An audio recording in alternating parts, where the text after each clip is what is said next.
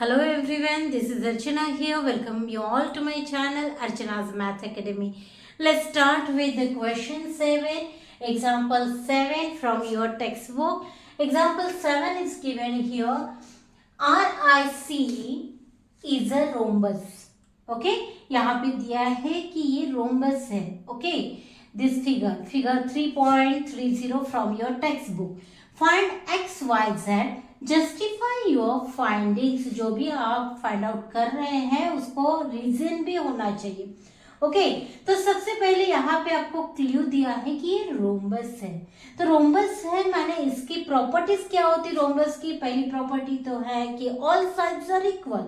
Okay तो सभी इसकी साइड्स इक्वल होती है. और सेकंड प्रॉपर्टी एक और है जो है diagonals bisect each other.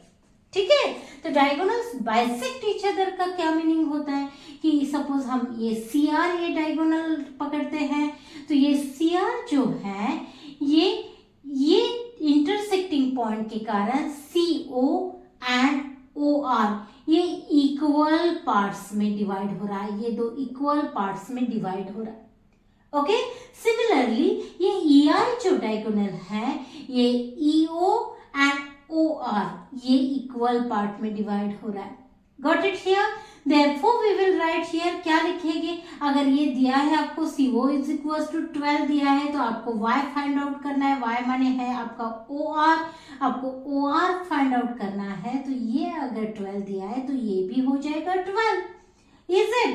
Therefore we will write here and reason for that. And similarly here also यहाँ पे भी देखिए आपको EO is equal to O I है. आपको ओ आई ये पता है 5 है. Therefore x is also is equal to 5.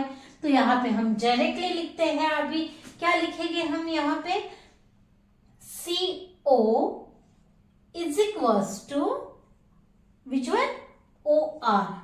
दोनों एक साथ लिख लेते हैं. Okay and E O is equal to I O और ओ आर. ठीक है एंड दोनों के लिए कॉमन रीजन लिखते हैं हम. क्या लिखेंगे diagonal of a rhombus bisect each other. ठीक है बाइसेक्ट ईच अदर. अब देयरफॉर यहाँ पे क्या हमें ये जो ओ आर है माने ये हमारा इज इक्वल टू वाई है तो हमें यहाँ पे क्या मिल जाएगा y is equal to directly 12. ठीक है सिमिलरली यहाँ पे EO is equal to O I है और हमें O I is equal to 5 given है. देयरफॉर हमें यहाँ से क्या मिल जाएगा x इज इक्वल टू क्या मिल जाएगा 5. Got it here. So you got here x and y. किससे कौन सी प्रॉपर्टी यूज करके क्योंकि यहाँ पे दिया है जस्टिफाई योर फाइंडिंग्स तो हमने ये प्रॉपर्टी से फाइंड आउट किया है कि diagonals of a rhombus are bisect each other. ठीक है one more property is there कि रोम्बस माने क्या होता है कि ऑल साइड्स आर इक्वल. तो एक साइड इसकी 13 दी है that means all sides are of 13 only. ठीक है तो आपको ये z माने क्या हो रहा है RI इज इक्वल टू क्या है RI साइड है और RI इज इक्वल टू दिया है z और z आपको फाइंड आउट करना है.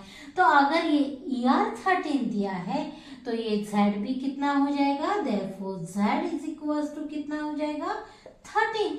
एंड रीजन क्या लिखोगे all sides of a rhombus are equal.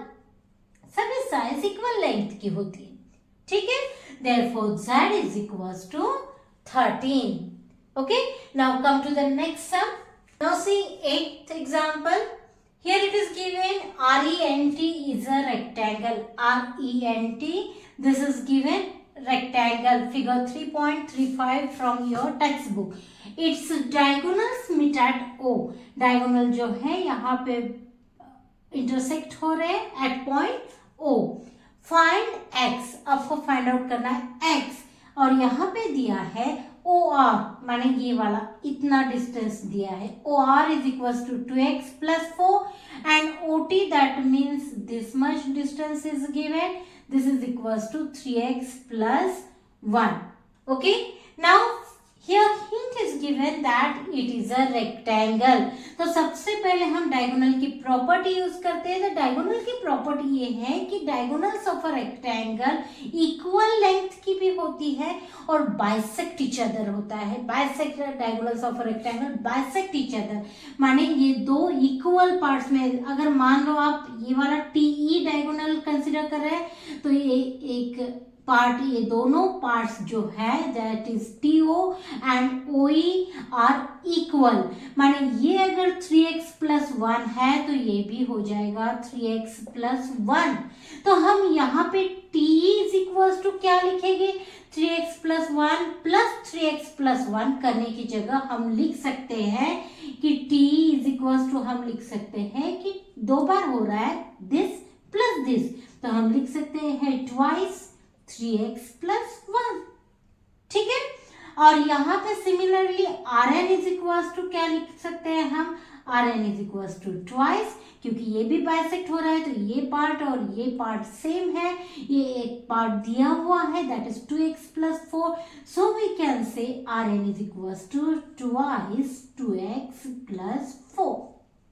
Got it everyone? ये कैसे ट्वाइस आया ये समझ में आया? अब ये हमें लिखना है पहले तो, ठीक है, तो हम क्या लिखेंगे, पहले तो ये वाला कंसीडर करते हैं। सो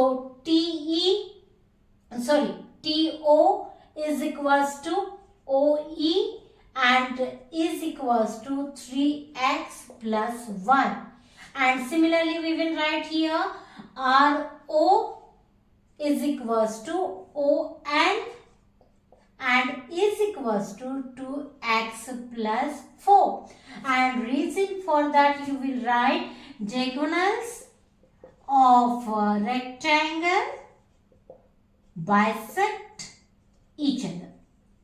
ठीक है, ये क्लियर हो गया।